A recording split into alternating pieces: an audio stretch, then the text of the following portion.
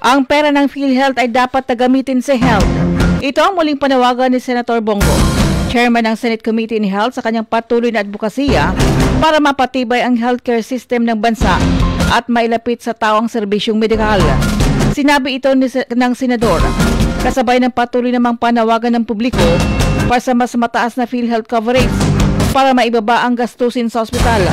Kahapon sa motorcade ni Senator Bongo sa bayan ng Cainta, lalawigan ng Rizal, sinalubong ng palakpakan at hiyawan mula sa karaniwang mga mamamayan ang mensahe ng Senador para sa PhilHealth na ang naturang ahensya ay hindi negosyo, kundi medical insurance o insurance na dapat mapakinabangan, lalo na ng mahihirap na pasyente.